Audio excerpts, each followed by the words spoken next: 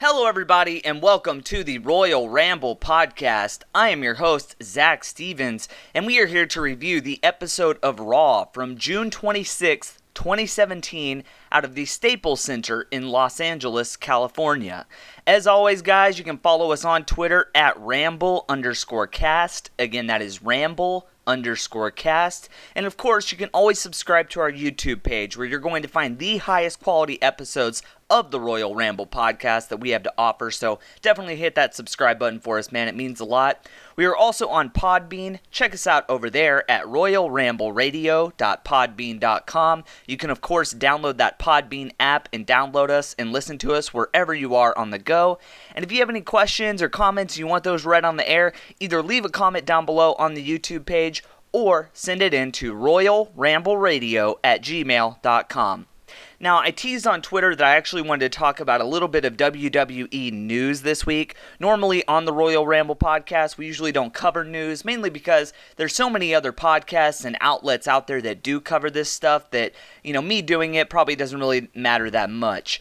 But there is one very specific thing that I wanted to discuss today before we get into the episode of Raw, and that is the re-signing of Mauro Ranallo. Obviously, Mauro was the lead commentator on SmackDown Live a few months ago before he unfortunately had to part ways with the company due to the whole backstage drama between him and JBL and, his bipolar disorder and him kind of getting bullied by guys like Vince McMahon and JBL and these old-timer guys.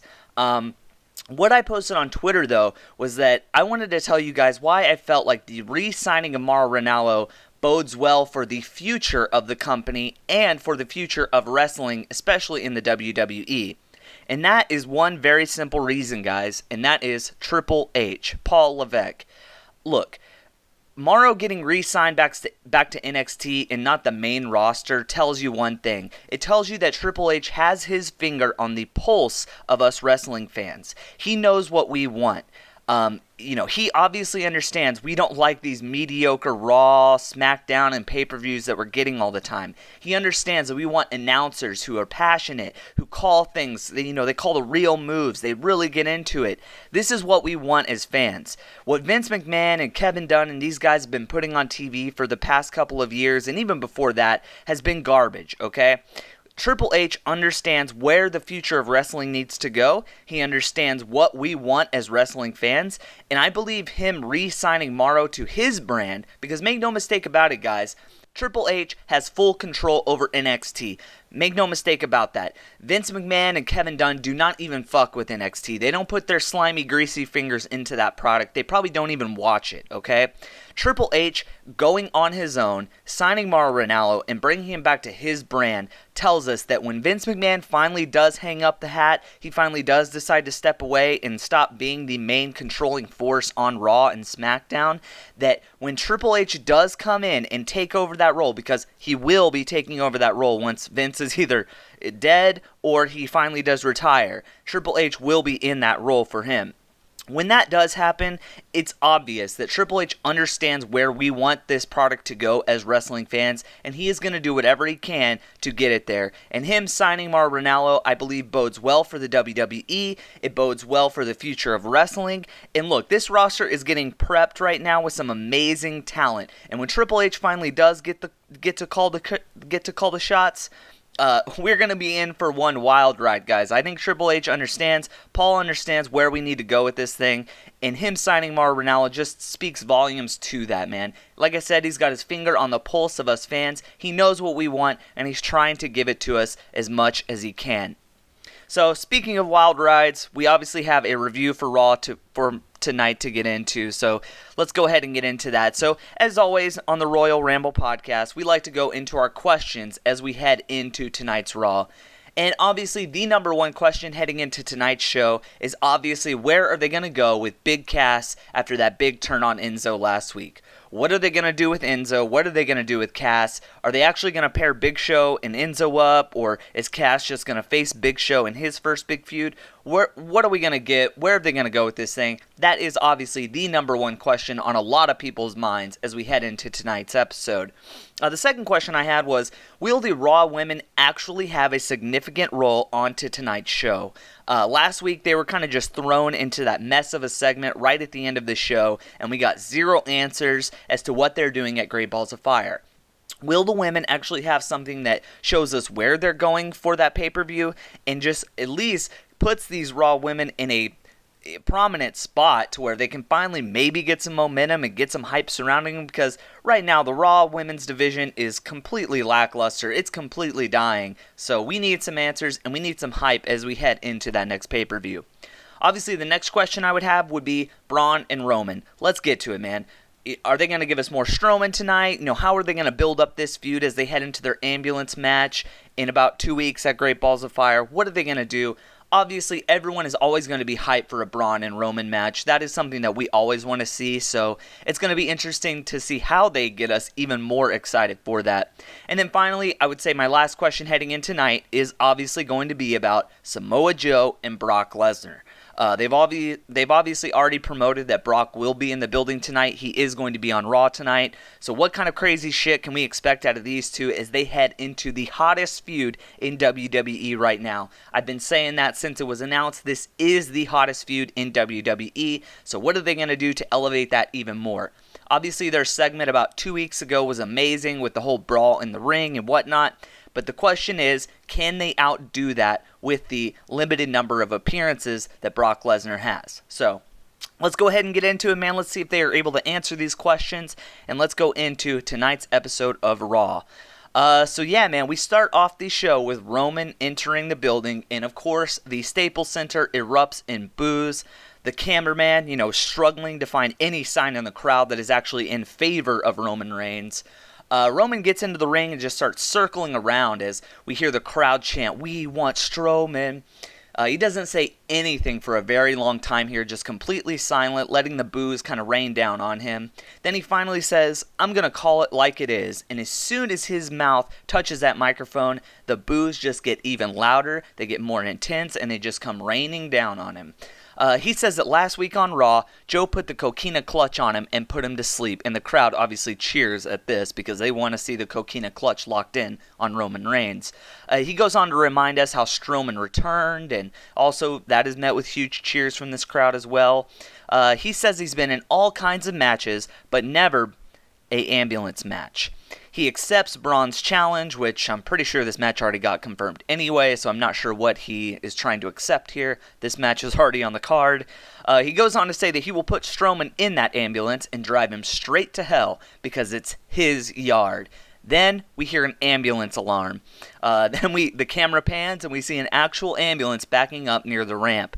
Roman decides he's got a great idea. He's going to walk up to the ambulance and inspect it. He goes up to the back door, opens it up, but no one and nothing is inside. He's looking around dumbfounded, not really sure what's going on. Then all of a sudden, Strowman comes from the ramp and attacks Roman, throwing him into the steel barricade, then just chunks him to the top of the ramp. Roman then tries to go for a Superman punch onto Strowman, but he catches him by the neck and then throws him into the side of the ambulance. Roman takes a huge bump here, has a really nasty fall. Strowman then throws Roman into the back of the ambulance, and the ambulance drives away as Strowman stands at the top of the ramp in celebration.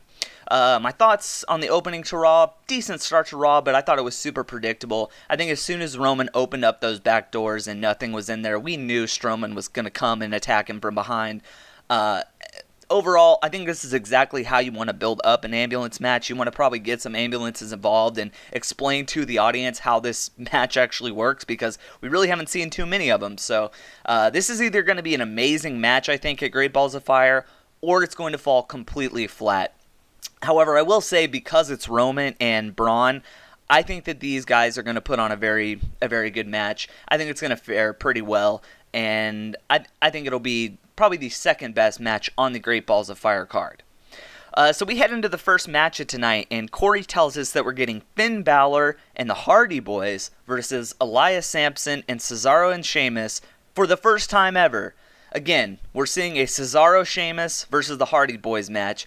You can't just throw two random guys on their team and call it a brand new match, WWE. That's not how this works. We are tired of seeing Cesaro and Sheamus versus the Hardy Boys. Please get these two teams away from each other. There is zero heat here, and no one wants to see this pairing anymore. So in ring, we start out, and Elias Samson is on the guitar doing his whole, same gimmick that he always does. But this time, he's accompanied with Cesaro and Sheamus on his side.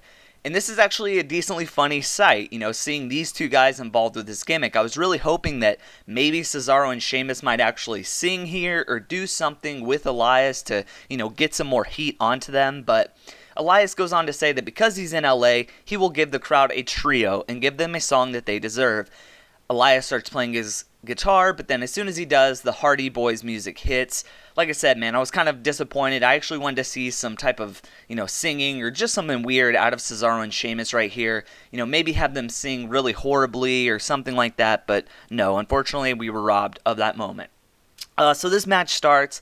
Matt starts against Sheamus, but he quickly tags in Jeff and hits the poetry in motion. Cesaro comes in to help Sheamus, but gets hit with the double team. Balor chases down Elias, but he retreats as we head into the first commercial break. We come back, and they have this guy on commentary. I have never heard of this guy before. Apparently he's from Transformers, but his name is Josh Duhamel. I have no clue who he is, and apparently now he's doing some WWE Studios movies, so I guess, how the mighty have fallen, I guess. Cesaro and Balor are beating down, Cesaro and Sheamus are beating down Balor on the ropes. Sheamus starts beating down the chest, then the crowd starts counting, then Sheamus stops. I absolutely love that, man. He's got Balor on the ropes, he's doing his chops, and everyone starts counting. Sheamus realizes it and just immediately stops because that's a babyface sort of thing to do. You don't do that if you're the heel, so he immediately stops and everyone boos him. Love it. Cesaro tags in Elias, and he kicks Balor in the chest and starts striking him down. Sheamus gets in after that and does this move where he just holds Balor by the chest on his shoulder, and he holds him there for a very long time. Jeff gets in, he starts going off on Sheamus. Jeff goes for a twist of fate, but Sheamus is able to dodge it. Sheamus then goes shoulder first into the post, obviously WWE's favorite move. Then Jeff heads to the top rope, but then Cesaro comes from behind and pulls Sheamus away from danger. Jeff then just says, fuck it, and then frog splashes Cesaro and Sheamus on the outside of the ring. Big spot here out of Jeff, as always, as we can expect. Sheamus gets a knee to Jeff as he comes back in for a near fall, but Jeff is able to get his foot on the rope for the save. We then head to another commercial break. We come back, and Elias is then beating down Jeff in the middle of the ring. Elias tags in Sheamus, and he hits the backbreaker onto Jeff. Cesaro then gets the tag, and he gets a near fall after coming off the rope. Jeff trying to get the hot tag to either Matt or Balor. Then Cesaro hits a huge kick to Balor's face, knocking him off the apron, avoiding him of any tag from Jeff. Then Jeff catches Cesaro and throws him completely over him. Really cool spot here. Cesaro tags in Sheamus, but Jeff then hits Sheamus with a twist of fate out of nowhere. Jeff then finally gets the tag to Matt as Sheamus tags in Elias. Matt smashes Samson's face into each turnbuckle. This is kind of one of his new spots that he does. Then he hits a running bulldog, then into a side effect. Matt goes for the cover, but Sheamus is able to break it up. Cesaro throws Matt into the post shoulder first. Again, second time in this match since we've seen this spot. Cesaro and Sheamus go for their tag finisher, but Balor is able to break the pin. Matt gets the tag to Balor. Balor wrecks everybody, just starts punching every single person, even if they're not in the match. He clotheslines Cesaro off the rope, then does the same to Sheamus. Then Balor sets up. He flips over the top rope and lands onto both of them. Balor then gets back in the ring, he hits a sling blade, then a drop kick, then he sets up for the coup de grace. Meanwhile, we have all this chaos going on the outside of the ring. Matt takes out Sheamus before he can come in and break it up. Then Jeff dives onto Elias from the apron, smashing into him on the floor. Finn then just finishes off the coup de grace that he was setting up for, gets the pin, and Balor and Matt and Jeff win. My thoughts here, as much as I complain about seeing the Hardy Boys and Cesaro and Sheamus for the zillionth time, and make no doubt about it, I don't want to see these two teams fighting anymore. This match was actually a decent start to Raw. It had a bunch of really fun spots and really a lot of things that the crowd could get behind early. Jeff always doing crazy shit, always doing something dangerous, just like always. That's always his kind of, his motive. That's what he always does. The guy on commentary, the Josh Duhamel guy, he actually wasn't even horrible. Usually celebrity guest commentators are the worst. They always have to, put over their shitty movie and got to promote something. But this guy was actually getting into it, and he really didn't detract from the match. So that was nice to hear. Again, decent match, but I'm really sick of seeing this pairing of teams. There was this notable awkward moment on commentary where Josh Duhamel, I guess, says that someone breaks up a pin. I think Sheamus breaks up a pin on somebody. And Josh Duhamel says, oh, that should be illegal or something. And then Booker T says, nope, you have 5 seconds. And then there's this long, awkward silence. And I'm thinking, 5 seconds? 5 seconds for what? 5 seconds to break up a 3-second pin? If you wait 5 seconds, that pin is already over. It's done with. So I don't understand what that rule that he's talking about is. And this is a far contrast from the rule that the New Day were talking about on Talking Smack last week, where they said that, well, they assured us that this was in the rule book, saying that you have 1 breakup per team. So you can only do a breakup once, and I promise you, I've definitely seen matches where they use more than just 1 breakup. So in the end, man, I guess no one really knows the rule after all. I really want to see this WWE rulebook that they keep talking about. I think that would be something fun to read. I think that would be cool to look back at, but we're never going to get that. So next we have a Goldust promo. He goes on to say, it's showtime, referencing Beetlejuice. He asks if we can feel it, if we can taste it. Yes, Goldust, I can taste the R-Truth Goldust match that is about to happen. It tastes like it's been expired. It tastes like it's been sitting out for far too long and is now soured. He says that the Golden Age is back and the match is next. So my thoughts, we've had, 5, 6, 7 weeks of promos for this match. Is this actually going to deliver? Will it be better than I imagine, or is it going to fall flat on its face like I've been predicting? Let's find out. So Goldust enters the ring with his own cameraman, who's wearing a golden jacket, golden jeans. He even has his own golden camera. R-Truth then enters the ring quickly, but Goldust grabs the camera guy and uses him as a shield. Kind of like Miz, how he always uses Maurice as a shield. Then he moves the cameraman to the side and sucker punches R-Truth, and he starts beating him down in the corner. The bell still hasn't rung yet. Goldust is telling the camera guy to, film this, film this. Goldust then sets R-Truth in the corner and pulls him into the post, and that's it. This was the most unconvincing beatdown that I've ever seen. Like, seriously, it was the least vicious beatdown I've ever seen out of either of these two guys. This is a complete waste of time. R-Truth barely even got beat down, and he was just out on the mat cold instantly. Goldust didn't look strong here. He didn't look badass here. It was just a weak sucker punch and then a really shitty looking spot on the post. Obviously, this is not the end of this feud, but like I've been saying, man, they've been building this up for way too long, and it's already boring the fuck out of me. This beatdown was so unconvincing. It was so horrible that I honestly don't even want to see these two guys in the ring again. We don't need to finish this feud. Just let it go. Come on, WWE. Just drop this one. You've dropped so many other storylines in the past out of nowhere. Let's just drop this and let's move on. Let's let Goldust be a heel and go face someone else, because this, whatever happens here, Goldust and R-Truth, I'm telling you guys, this is a pre-show match. This is something that we would have seen in 2013 as a pre-show match, or 2014, 15, 16, whatever you want to say. This is a pre-show match, and that's the kind of treatment it's getting. Next up, we have a backstage interview with Paul Heyman. I believe it's Charlie or Dasha. I always get these two confused. They go on to say that social media is on fire with speculation about Brock being here tonight. Again, this was already confirmed last week, so I'm not sure what they're talking about. Twitter shouldn't be speculating about Brock being there because it was already promoted that he wouldn't be there tonight, so that doesn't make any sense. Paul says that he is here, he will come to the ring, and he will call out Samoa Joe for a fight. Then Joe comes out of nowhere and he puts Heyman in a chokehold, but quickly releases it. He starts whispering nonsense to him, just kind of going off. He says that he isn't wasting this coquina clutch on Heyman. He says that coquina clutch is meant for Brock, not you. That was pretty much it, guys. Joe stands out here when he's on screen. That's the most important thing to take away from here. When Samoa Joe is on the screen, he grabs your attention. I was glad that they were saving this Brock and Joe segment for, towards the end, because I was feeling like we might get something that was super worthy of it. They might really outdo their last appearance that they did a few weeks ago. So I couldn't wait for that, that segment. And I definitely can't wait for this match. Like I said, this build has been fantastic so far. I love how much attention WWE is giving the Coquina Clutch. They are really making it one of the most devastating and most feared moves in WWE history right now. You don't win if it gets locked in. Let's put it that way. If the Coquina Clutch is on, you're done for. You're not getting out of it. So just imagine that for a moment, guys. Think about this. If Samoa Joe does, in fact, get that Coquina Clutch on Brock Lesnar at Great Balls of Fire, you think about how crazy that crowd is going to go, because everyone knows how strong this move is now. So when he finally does get it locked in and Brock starts to fade, that is going to be a surreal moment, and I cannot wait.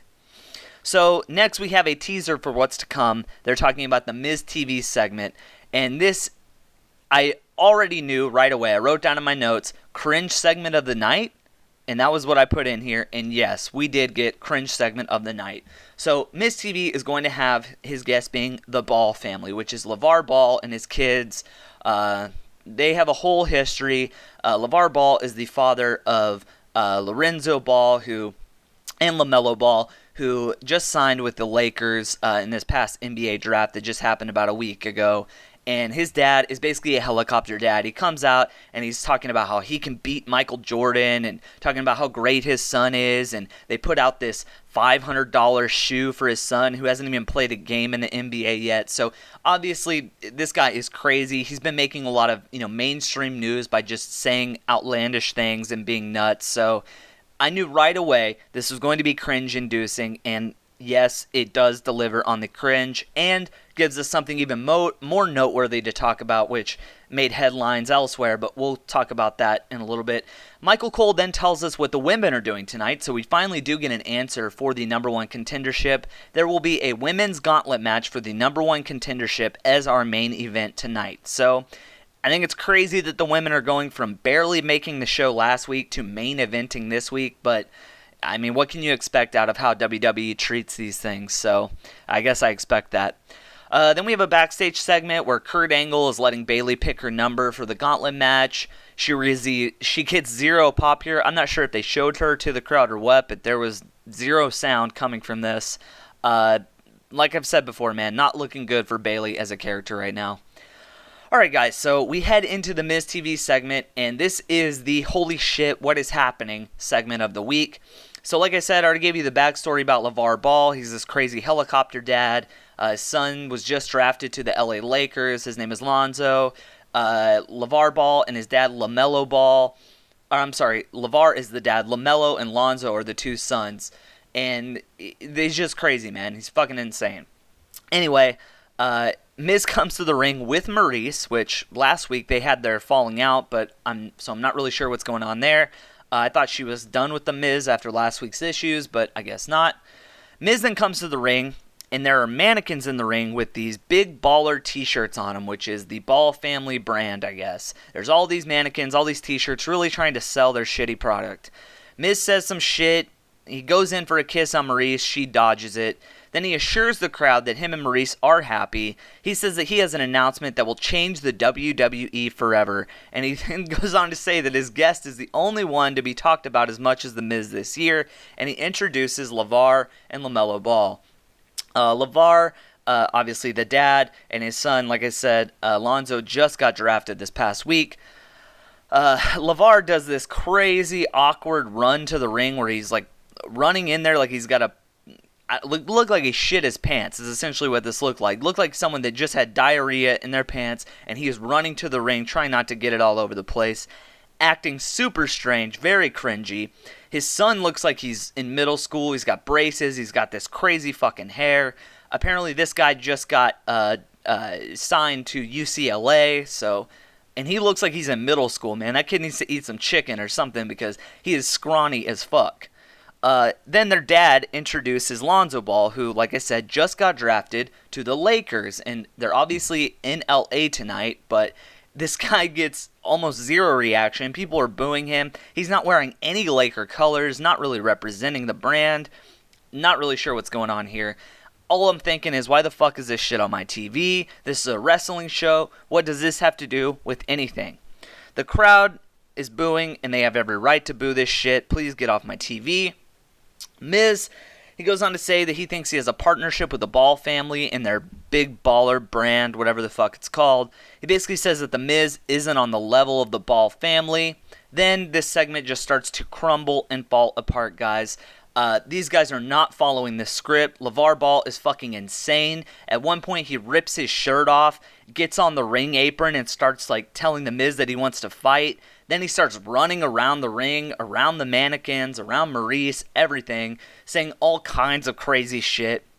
I can't even start to describe this in full detail because at the end, so Ambrose comes out, and as soon as Ambrose comes out to kind of save this segment, LaMelo Ball, the kid that looks like he's in middle school, goes on to say some derogatory things. He says, "Beat that N-words, ass." Says it multiple times. I'm sure you've seen the clip. It made its way to Reddit. It was number 1 on Reddit yesterday.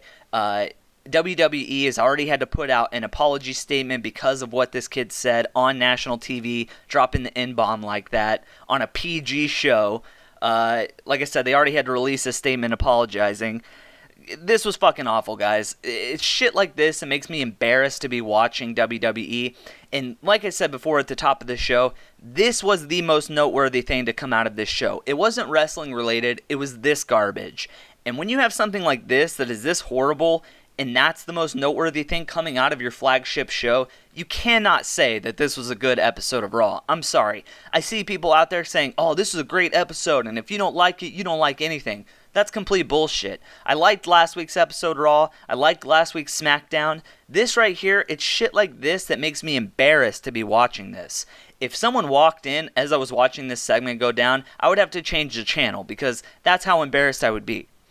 Anyway, Ambrose comes out. He tries to save this segment. They obviously sent him out there immediately to end this. As soon as Ambrose comes out, the kid's telling Ambrose to say something to the crowd as if, he needs direction from a fucking middle schooler. He tries to save the segment. It starts falling even further off the rails, which I couldn't believe. Dean, you can see as soon as Dean comes out and that kid drops the N-bomb, Dean immediately looks over to the announcer desk at Cole and Corey and Booker T, and he goes, "What? What did he just say?" It was crazy, man. One of the worst segments of all time here. Ambrose says that no one has bigger balls than Dean Ambrose, and then the music immediately hits, ending the segment before any damage could be done. This whole time when Ambrose is trying to talk, LaVar and LaMelo or somebody are constantly interrupting him on the mic. This thing was just off the rails, completely haywire.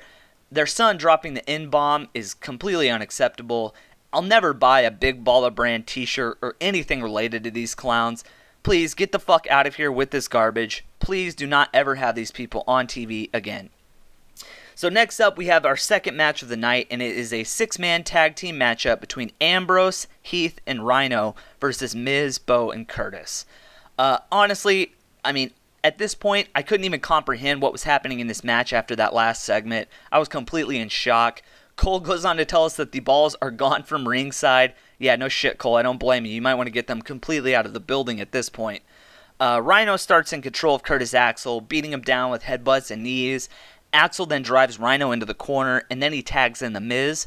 They're apparently calling the Miz's entourage, Bo and Curtis, they're calling him the Miz-tourage, which is the worst fucking name I've ever heard. Why do they have to come up with these horrible tag team names? I don't get it. Who is backstage going, "Oh, we should call him the Miz-tourage," and then everyone's like, "Oh, that's a good idea." Who the fuck is coming up with this shit? Anyway, Rhino gets in control of Miz. He starts striking him down in the corner.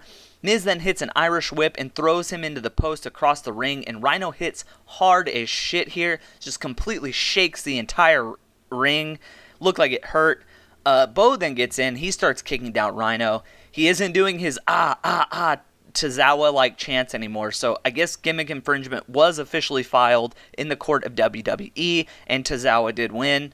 Curtis gets tagged in. He gets Rhino in the corner, but Rhino hits an uppercut and then just runs over Axel with a clothesline, just completely decimating him. Ambrose gets tagged in for zero reaction. I honestly think that the crowd was still shook from that last segment. They don't really know how to accept this match right now. Ambrose starts tearing apart Miz and Axel, hitting a running bulldog onto both of them at once. We then go to commercial. We come back, and Axel has Heath in a hold on the mat. Axel goes for a pin, but Heath is able to kick out. Then Bo, Miz, and Axel have some nice tag team exchanges onto Slater in the corner. Bo looks to really have a whole new attitude here, guys, and I really like it. I like his new look. I like his new offense. I really wish he would drop the whole Bo leave shit. I know that's the gimmick he's been stuck with his entire life, but I'm really wishing he would just drop it. There was one point in this match where he did do it again, and it falls flat, man. I just don't understand it. If you're a heel, let's just do some more heel shit. You don't need to say Bo leave anymore. Anyway, Miz gets the yes kicks onto Heath, but Corey tells us it's the Miz kicks now. Booker T then tells us to accept it because Daniel Bryan's career is over. Okay, yeah, Booker T, we'll see what happens in September of 2018, because obviously Daniel Bryan teased something this week when he texted Cody Rhodes saying that, hey, September, I think 28th of 2018, he's gonna be in Ring of Honor. So I don't think Daniel Bryan's career is over yet, Booker. Anyway, Slater eventually hits a neckbreaker onto Curtis Axel and gets some separation, but he's still unable to get the tag.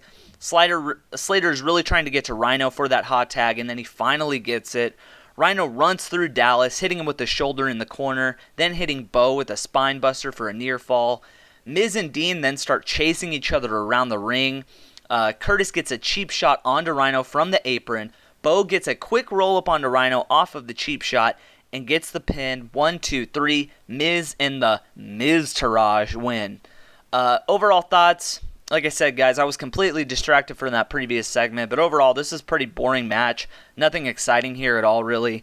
I did like seeing Bo and Curtis getting something on TV, and I like that they weren't pushed as pure comedy here.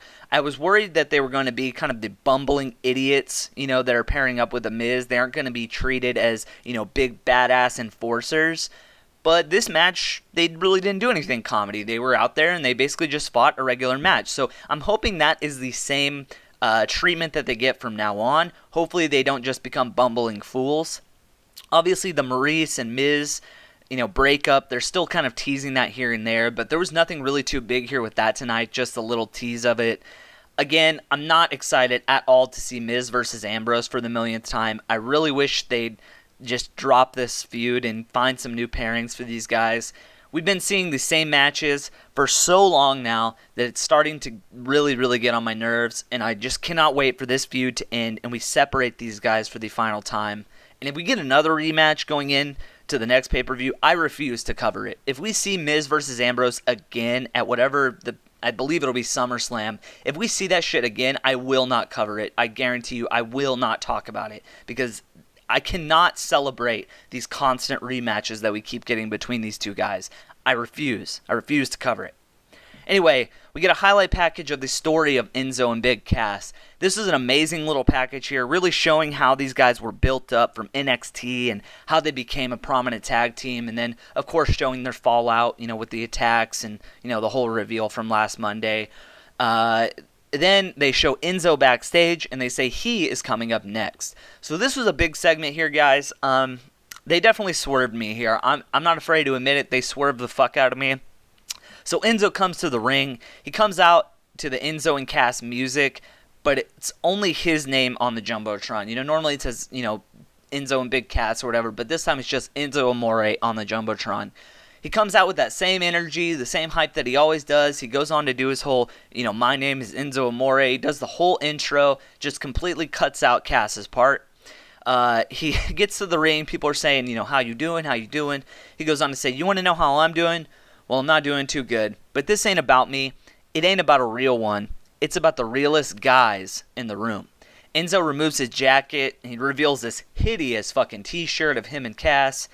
He says he tried to call Cass all week. He texted him. He DM'd him on Twitter. He got in touch with his mother. But he has yet to speak with Cass man to man. He says he's done some stupid things, and he goes on to call out Cass and says that he needs to talk to him man to man right now. Then Cass comes out, but he comes out to the same Enzo and Cass music, but he has completely new Titantron graphics. Looks like that is going to be what he gets whenever he finally makes the full turn, but he had the same music, which I think in the end actually kind of helped this segment, but it was weird seeing new graphics, but not a new song. Very weird. Cass then gets into the ring. He goes on to say, Enzo goes, "You hear that reaction?" The crowd is obviously booing. Enzo says he knows that reaction hurts Cass. He knows it because he knows Cass better than anyone. He says words cut deep, but he's already bled out. Enzo goes on to say that, he said a lot of things, and you know what? You were right about a lot of those things. Basically saying, like, hey, Cass, the shit you said about me on Monday, you were right. He says that he isn't the biggest guy in the world, but he does have the biggest mouth, and sometimes he bites off more than he can chew. But that was okay, because he had Cass. Enzo says that Cass is his brother. He might have broken his heart last week, but he is his brother. And that is a bond that he refuses to let Cass break. Cass is completely silent here for this entire promo, kind of looking down, almost like a sad puppy almost, like kind of realizing that he fucked up last week. That sort of emotion I was getting from him. Enzo says what Cass did to him is in the past. He says that he saw anger and passion in the eyes of Cass last week. He again tells Cass that he's his brother and their family and they aren't going to break this bond. Enzo says he has to focus on the future of his family. He says he refuses to break that bond until they become tag team champions. Cass then approaches Enzo, puts his hand out, and Enzo gives him the mic.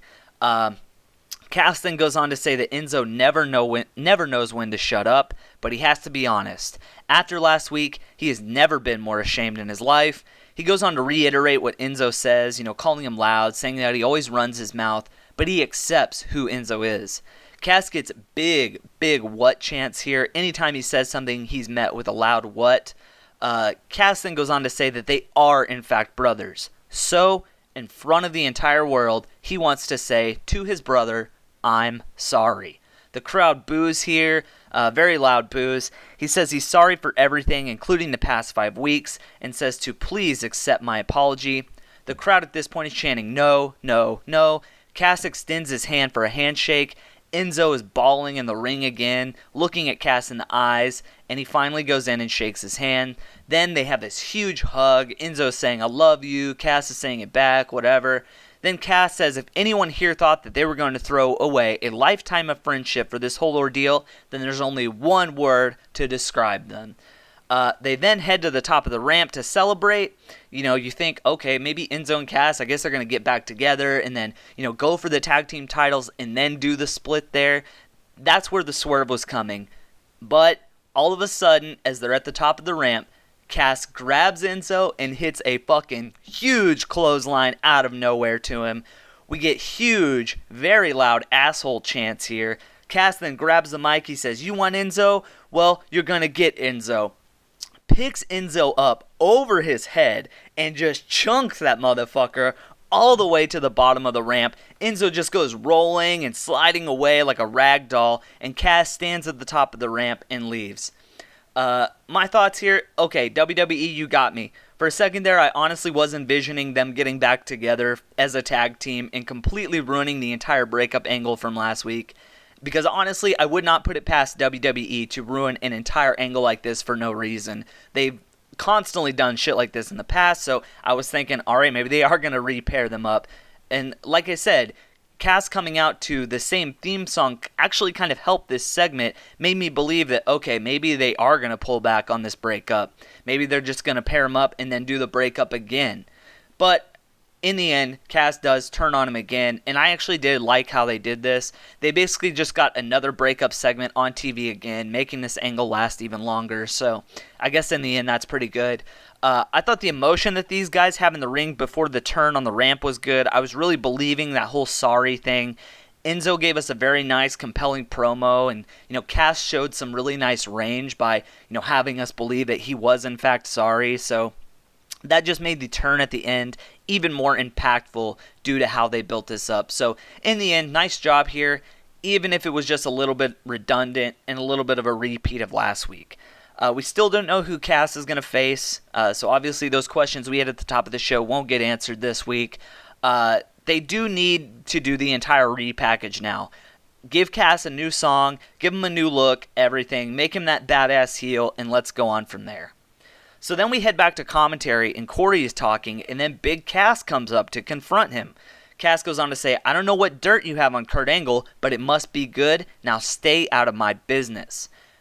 One thing I questioned last week was I wasn't sure if the Corey-Kurt angle was like combining with the Enzo and Cass angle. So I wasn't sure if this whole, mysterious angle that they're doing was completely done with now, but it's obviously not. So they didn't combine these two storylines into one. We still have something to look forward to with the whole Corey and Kurt thing. So, even if it probably is just leading into fucking Stephanie McMahon coming back, I'm still excited to see what this whole thing is all about. So we head into our third match of the night, and it's Curt Hawkins versus Seth Rollins. Curt Hawkins is on the mic. He asks, who thinks he's about to lose this match? Everyone cheers. He asks, who thinks he's going to win? And boos. He says, I guess we'll have to find out right now. The bell rings. Hawkins, I just want to say this. Hawkins' in-ring gear is fucking awful. This guy needs some new gear. He looks like, I don't know, he looks like a highlighter or something. He just has bright fucking colors and just looks shitty, man. Give this guy some new gear. Anyway, Hawkins hits a clothesline to Seth for a two count, then hits some rapid-fire punches to him on the mat after that. Hawkins hits an overhead slam to Seth, then hits a few knees to the back. At this point, Curt Hawkins is complete control, and all I'm thinking is, all right, where's Bray Wyatt? He's going to interrupt this match. Curt gets Seth into a facelock on the mat after another 2 count. Seth then finally reverses and gets some offense going. He hits a suicide dive to Hawkins on the outside. Then he hits a sling blade onto Curt. Seth then goes to the top post for a blockbuster. He hits that. Seth then dives onto Hawkins from the top rope. Seth hits a kick to the face of Hawkins, then hits the knee to the face, which is his finisher that has no name. 1, 2, 3, Seth wins. Then, of course, the lights dim and Bray Wyatt's on the Jumbotron. He talks about Seth's leap of faith from last week. Bray then says some more shit about Seth, how he waves a corporate flag and he's leading all these ignorant people. We get some audible JoJo chants here as Bray's on the screen, and that is not a good look for him. If this match does not deliver in Dallas and it becomes the snoozer match, we might hear JoJo chants in Dallas, guys, and that will not look good for him. I think it's a shitty thing to do, but that could very well happen. So be ready for that. Bray just goes on to cut the same type of fucking promo he always does. There's really nothing of note here. If you've seen one Bray Wyatt promo, you've seen them all. Like I've said before, man, I'm not excited for this match. I just can't get behind it. I'm completely done with Bray as a character right now, and having him face Seth just kind of feels like placeholder. I do like both of these guys, but Bray never wins. So the fact remains, why should I care about this match if I know Bray Wyatt will not win? That is my main point with Bray Wyatt, and that's why I'm just so over him, is because anytime he opens his mouth, he never backs up his words, and he constantly loses. So why should I fear him? I shouldn't, and that's the problem. Paul Heyman is now in the ring, so I guess we're doing the Samoa Joe, Brock Lesnar build right now. He goes on to mention Joe being fearless, saying that he doesn't fear Brock. He says that Samoa Joe pulled a cheap shot on Brock during their brawl a few weeks ago. He says that you'd think by now Joe would have some fear towards Brock, but he still remains fearless. Paul goes on to say that it doesn't prove that he's fearless, but that he proves that he is a Samoan dumbass. He tells Joe that it's time to start fearing Brock Lesnar. Paul says it's time to hit the record button because this moment coming up is what everyone will be talking about tomorrow. And unfortunately for Paul Heyman, there was another segment from tonight that everyone is actually going to be talking about, and that is that Lavar Ball segment. That's definitely not this one. So he goes on to say that he will now introduce his client, who will come out and call Joe to the ring for a fight. I'm immediately thinking, yeah, right, Brock does not fight on TV. We're not getting no fight out of Brock Lesnar and Samoa Joe. Brock comes out to his music. As he's bouncing around on the ramp, Joe just comes from behind and grabs Brock in the coquina clutch. The crowd starts going fucking crazy. He has it completely locked in, but Brock is able to turn around and spear Joe into the LED screen behind him, just completely breaking this thing apart. Joe still has the hold locked in, though, the entire time. Brock is down to a knee, and his face is just turning red and purple, looking really serious here. Then some people from the locker room, I think it was Dash and Dawson, they come out and they grab Joe and pull him away from Brock. Joe starts screaming that he runs this, and the crowd is obviously chanting, let them fight, let them fight. Brock is completely laid out on the top of the ramp, looking weaker than we have honestly ever seen him. And then that's it. That's all we get. I'm immediately thinking, whoa, this can't be all that we get tonight. I love the interaction that these two guys got, but this was pretty short, and I can't feel but a little let down if this is all we get out of a Brock Lesnar appearance on Raw. We don't get many of these, so if this is all we get, I would have to consider this a little bit of a letdown. But even though Joe getting smashed through that LED screen was pretty badass, and it kind of shows that Joe can get the Coquina Clutch onto Brock, and I think that is what's most important. They're really putting over that move. He proved that it can be done, and he could do it at Great Balls of Fire. So now all he has to do is do it at the pay-per-view. So overall, man, this was in fact all we got out of these two guys tonight. A little disappointing considering this is the hottest feud in WWE right now, but I'm still excited for this match, man, and I cannot wait for it. Next up, we have a cruiserweight match. It's Lince Dorado versus Neville. Lince Dorado never gets TV time, and as far as I know, I don't really watch 205 Live, but I imagine he's not on that show much either because I don't hear anything about this guy. Akira Tozawa was on the sidelines, dressed in a suit, doing the whole Titus O'Neil bullshit. Tozawa has his own seat, he's got popcorn and soda, he's got the whole works over there. The match starts, and Dorado is just immediately getting dominated by Neville. Lince Dorado, like you said, man, he doesn't get many appearances from what I understand, so having this be his match where he comes back and he's just getting his ass kicked, that's not too promising for that guy. Dorado does have one nice move here where he does this cool flip through the middle of the rope into a crossbody for a near fall, but that's really about all the offense that he got. Neville just out of nowhere gets him into the rings of Saturn, and Dorado immediately taps out. Neville starts staring down Tozawa. Tozawa then takes off his jacket, and he gets into the ring with Neville. And all of a sudden you're thinking, damn, I kind of want to see these two guys fight right now. I want to see a little bit of a brawl. Then Titus O'Neil's music hits. Just when the cruiserweights were getting a little bit interesting on their own, Titus the Buzzkill has to come out and kill the entire momentum. He goes on to say that they shouldn't fight for free because he made a match for Great Balls of Fire between Neville and Tozawa for the cruiserweight title. We all kind of knew this was coming. I really have no thoughts here. I was a little bit excited there whenever, we had the face-off between Tozawa and Neville, and I do think that these guys are going to put on a great match at Great Balls of Fire, but other than that, man, this match tonight between Dorado and Neville was pretty much nothing, man. It was just a time waster. Next, we have Heyman backstage. They're asking for Heyman's reaction about what happened tonight, and he just goes on to say that, Joe is fearless. He's saying that real Samoans, though, they come straight to your face for a fight, but not Samoa Joe. However, he says as a promoter, he is loving this because it puts Brock's back against the wall. He says this won't be an F5 Suplex City easy finish. This will be an all-night fight, which, God, I hope so, man. I do not want to see a quick, spear, couple F5s, and a pin. I want to see a long-ass match out of these two guys where they just beat the complete fuck out of each other. That is what I want to see. Then, at the end of this segment, Paul finally gets us the line that we've all been waiting for, and he says it, goodness gracious, Great Balls of Fire. We all knew it was coming, and we got it. Paul Heyman said it, and it's done. Alexa is then shown backstage with Nia. She asks Nia what number she got, and then Nia tells her that, that they're a lot more alike than she thinks. Alexa says that she was judged for her looks, just like Nia was. She goes on to say that it's not easy being judged, and basically says that not a single woman in that match tonight can drag Nia down, and she wishes Nia Jax good luck.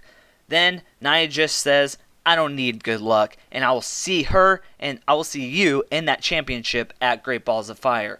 So obviously they're trying to play up the whole Alexa being best friends with Nia, but we already know that isn't the case. She's obviously going to try and find any way she can to avoid having to face Nia Jax at Great Balls of Fire. So originally I'm thinking, okay, I wonder if Alexa is going to get involved in this match somehow, so it'll be interesting to see what they do with this match and the finish. I did note here, guys, that Nia is still horrible on the mic, and I hope to God that she does not get the title anytime soon because she just simply is not ready for it. She's just horrible right now, guys. She's lost all of her momentum that she got off of those jobber matches that she was doing each week, and she has completely fallen flat since then. She has not improved on the mic. She still sounds like a valley girl and not this badass heel. She looks badass. She has some nice moves, some devastating looking moves in the ring, but when she talks, all I hear is, oh, well, nah. It's just a Valley Girl type of voice, man. She needs to retool that and come out and sound like a badass. So that's my thoughts on Nia Jax.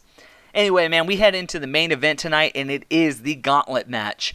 And for those of you who don't know, a gauntlet match is when one competitor gets pinned, submitted, or counted out, the next woman comes out. Kind of like Royal Rumble, but not, a minute in between each person. It depends on who gets pinned. Bayley, I guess she got the first entry because she comes out. Very lackluster reaction for Bayley again. She's not getting booed here, but she's not really getting the pop that she used to get. So, and also keep in mind, this is Bayley's home state, and her reaction was overall pretty dead. So let that sink in, guys. Bayley is getting zero reaction these days. The second entrant is Nia Jax. Bayley is taunted by Nia at the start of the match. Then Bayley just stomps Nia's foot. Then Nia picks up Bayley over her head and throws her face first into the post. Cole goes on to tell us that Nia is a future champion, and I completely cringe inside at the thought of that. Nia then delivers more unconvincing offense onto Bayley. She hits a headbutt to Bayley, sending her to the mat. Bayley then dodges Nia in the corner, and then she heads to the top rope. Bayley hits the elbow onto the back of Nia Jax for a near fall. Bayley then goes to the top rope again, but this time Nia knocks her off. Then she grabs Bayley, puts her on her shoulders, hits the Samoan drop. 1, 2, 3, Bayley eliminated. Immediately, my thoughts are Bayley looks just about as weak as she ever has. That was completely horrible showing from Bayley, and that was all the Bayley we got on this show. So even backstage, it seems like they feel like Bayley is a dead character right now. The next person to come out to face Nia Jax is Mickie James. But wow, as soon as she comes out, they immediately go to commercial, and that immediately tells me that Mickie is done for. She is not going to beat Nia Jax. Getting her entrance cut off by commercial is so telling. I knew immediately Nia was going to immediately eliminate her when we get back. We come back from break, and like I said, Nia is got Mickie James. She's just dominating her. She puts James into the bear hug in the center of the ring, wrapping her arms around the waist of Mickie James. Mickie tries to pull Nia to the mat, but Nia grabs her by the hair and puts her back into the bear hug. Mickie goes for a double knee off the top post into a pin, but completely misses grabbing Nia's legs. Complete botch here. She goes for the double knee. The ref starts counting, but Mickie James doesn't even have the legs of Nia pulled up here. She's scrambling to grab them before the count can be broken. Just a complete botch there. Nia eventually just bulldozes Mickie out of nowhere, pins her, 1, 2, 3. And next up is Dana Brooke. And you might as well just fast forward through this part because this is about to be a botch fest, or it's just going to be a quick ending. And, of course, it was just a quick ending. Brooke enters the ring. She starts staring down Nia for no reason. Dana then does this stupid-ass cartwheel move to Nia, and then Nia just completely fucking wrecks her. Nia hits the leg drop and immediately pins Dana. 1, 2, 3. Complete waste of time. Emma comes out next. We get to hear the GOAT theme. Nia is visibly winded at this point. She is panting in the ring, completely drenched in sweat. Look, I'm going to say this. Look, I was impressed that Nia was able to last 33 minutes, which is how long this match ended up being. I was surprised at that.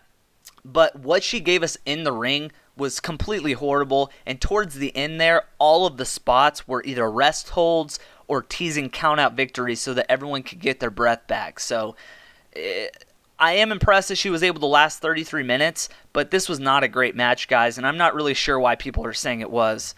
Emma enters the ring, but then she immediately tries to exit. Nia grabs her by the hair, and Emma hits a drop kick onto Nia for a near fall. Emma showing some actual signs of life here, but as she heads to the top rope and goes for a cross body, Nia catches her mid-air, hits her with the Samoan drop again because that's her only move. 1, 2, 3. She wins. 4 in a row now for Nia Jax. And then, of course, there's only 6 women on... Well, there's 5 women, I guess. 5 women on the Raw roster right now. And it's the final entrant, and it's Sasha Banks. They both go up. They both go to it, in the center of the ring. They're both beating down each other. Sasha definitely had the most time in here with Nia. Sasha just starts slapping the fuck out of Nia. Tells her to come at her. Kind of like Shinsuke Nakamura, saying, come here, come at me. Sasha then dodges her, and she's sent to the mat. Sasha goes for a suicide dive onto Nia, but, of course, like in typical fashion of this match, Nia catches her mid-air. Sasha eventually gets away and throws Nia into the post, then hits the double knees off the apron to Nia. This actually looked really good. Completely just took out Nia's legs with this move. She just completely hit the ground flat. We go to commercial, we come back, and Nia has Sasha in a chokehold on the mat. Nia throws Sasha to the outside for a close countout. The commentators, really putting over Nia and how many people she's beat tonight. And honestly, all I'm thinking is that she beat the weakest women's roster since the brand split. There's nothing really to note here by beating Mickie James and Dana Brooke. Give me a break. Nia throws Sasha to the outside again, really going for that countout finish for the win. Again, like I said, man, the end of this match was completely nothing but a waste of time. It was Nia trying to regain her energy, throwing Sasha to the outside of the mat, and just kind of waiting for that 9 count. Nia hits a slam and then an elbow to Sasha for a near fall. Sasha is not giving up, continually trying to rally back and get some offense going onto Jax. Nia then continues to go for the countout victory again. This is like the 3rd or 4th time doing this. A whole lot of nothing going on in this match. Nia has been in the ring way too long. Nia gets Sasha into the bear hug. She tries to pin her from the bear hug position, but Sasha is able to get her shoulder up. Nia then shows some impressive strength here and gets Sasha above her head and just throws her behind her.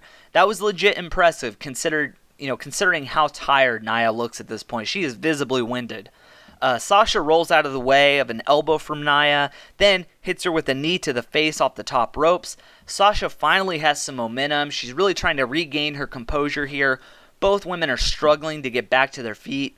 Sasha then gets a standing bake statement onto Nia, but she is able to reverse it into, guess what, a Samoan drop. Nia goes for another Samoan drop after that one, but then Sasha is able to get a chokehold onto Nia from the drop. She's got Nia's arms locked behind her legs. Nia falls to her knees. Sasha has the bank statement locked in. Nia starts to fade. Nia then taps out to Sasha Banks, and Sasha Banks is your new #1 contender for the women's title.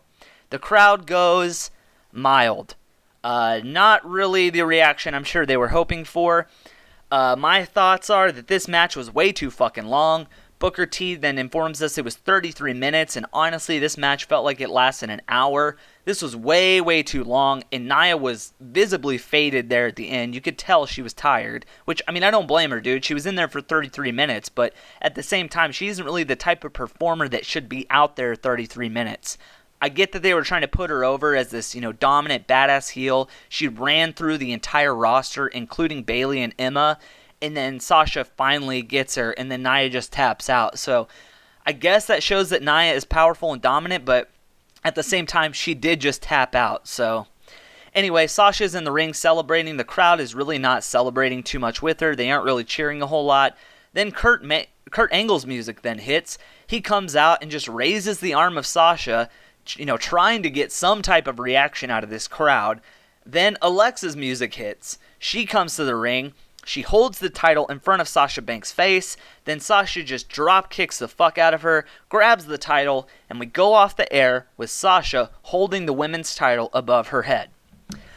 So yeah, man, that was Raw. My overall thoughts, I thought the gauntlet match was way too long. 33 minutes is impressive, don't get me wrong. I was impressed with Nia from that standpoint and that she was actually able to survive that 33-minute match.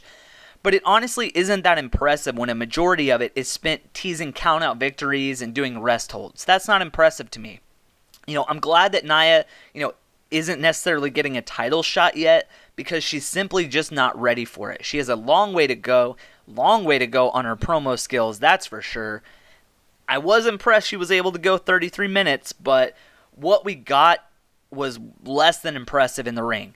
She showed her endurance, she showed her strength, that's for damn sure. But overall, man, the match was just kind of a mess towards the end. And like I said, you could see Nia was visibly winded. Bayley getting zero reaction and losing pretty easily to Nia is pretty shocking. It kind of just goes to show how far she has now fallen. She is basically a nobody on this show now, and that is completely sad to see. I'm not sure what they can do with this women's roster in its current state. That Mae Young Classic, that women's tournament needs to happen as soon as possible, guys.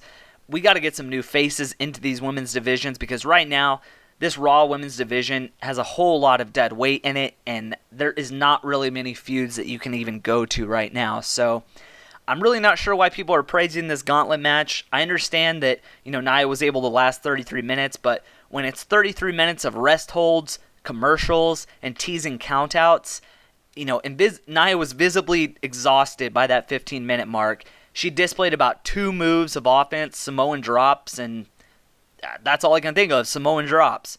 She still has glaring flaws as a performer that have to be corrected before she actually gets a real title shot, so I'm hoping they're able to do that for Nia, because I do think that she can be a badass, so she just has a long way to go.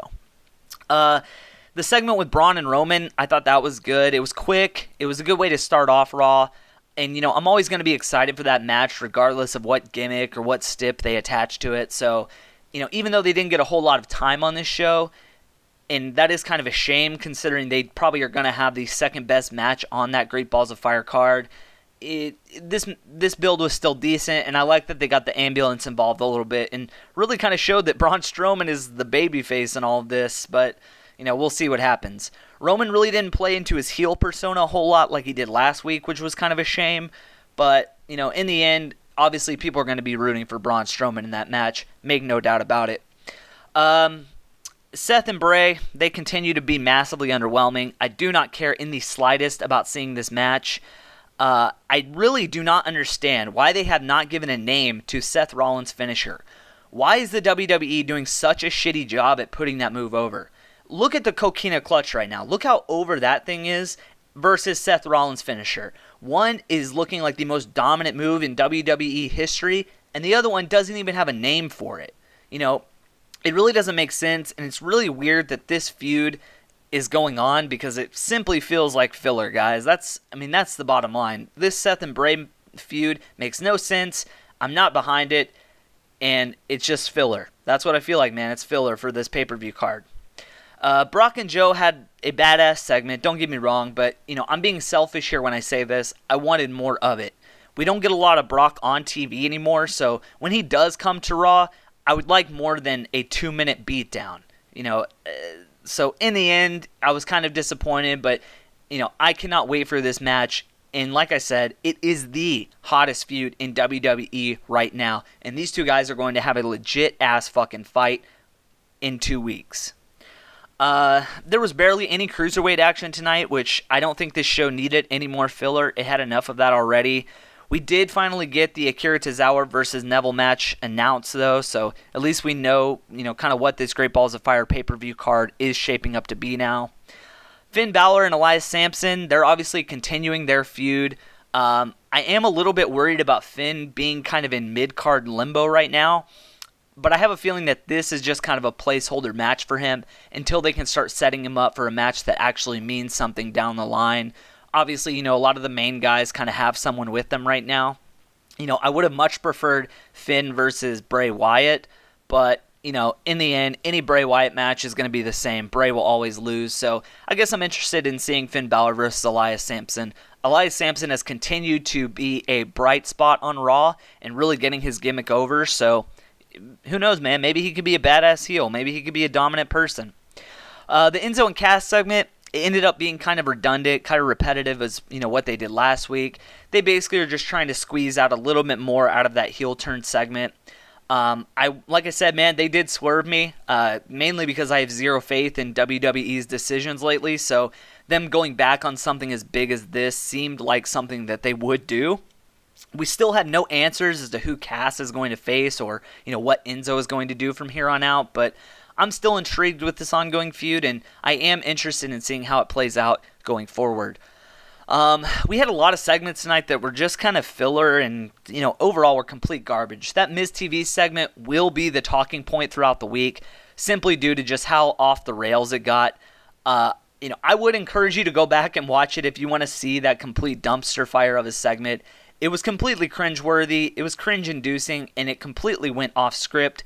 Honestly, it was pretty crazy, but again, look, I'm not down with this shit. I think it needs to be removed from WWE television, period. Whoever booked this whole thing, please stop booking segments like this. This was cringe from the get-go. So overall, guys, this show wasn't outright horrible, but I wouldn't say it was very good either. I felt like this was just a show. It was kind of meh. It was just like in the middle for me. I was entertained by a majority of it, so that is good. And there was some good stuff out there tonight, but in the end, man, the main event just kind of fell flat for me. I read online a lot of people really enjoyed that gauntlet match, but for me personally, that final payoff for the main event tonight just did not hit a home run with me personally, so that is kind of a flat point for me and kind of really soured the end of Raw. I think the main thing here that is most noteworthy to come out of this episode of Raw tonight, it wasn't even wrestling related. It was Lavar Ball and that MizTV train wreck of a segment. On that basis alone, I can't say that this was a great episode of Raw by any means. When the most noteworthy thing coming out of your wrestling show is not even wrestling related, how can you say that this was a great episode of Raw? It makes zero sense to me, man. This is a middle, in the road, average Raw with, one somewhat shocking, cringeworthy, newsworthy segment, which the WWE is probably loving, even though they had to release an apology about it. The best segments tonight, obviously, were Brock and Joe, Roman and Braun, and probably the Enzo and Cass stuff. Everything else, man, it was probably pretty missable. That gauntlet match didn't live up to the main event for me, even though I'm excited to see Bliss versus Banks finally, and I hope that they do have a long feud going forward and really try to re-energize this horrible women's division on Raw because they desperately need it right now. So I am excited to see that, but in the end, man, that gauntlet match was just not good for me, and Nia Jax has some serious work to do, guys. So that was our review of Raw from June 26, 2017. I am your host, Zach Stevens. Make sure you check out our review of SmackDown Live tomorrow. Obviously, we have that huge Money in the Bank rematch, so we cannot wait for that. Very interested to see what they do there. Are they going to have Carmella retain and get the briefcase back? Are they going to have James Ellsworth interfere again somehow, even though on Talking Smack they said that he would be banned from ringside? Are they going to follow through with that, or are they going to let James Ellsworth on the sideline again? We will find out. So thank you very much, guys, for listening. Again, you can always follow us on Twitter at @ramble_cast. Please subscribe to our YouTube page, man. That's where you're going to find the highest quality episodes that we have to offer. Check us out on Podbean at royalrambleradio.podbean.com. Download that Podbean app and listen to us on the go. And if you ever have any questions or concerns or you want to have something read on air, send it into our email at royalrambleradio@gmail.com. Again, guys, I'm your host, Zach Stevens, and I am out. Peace.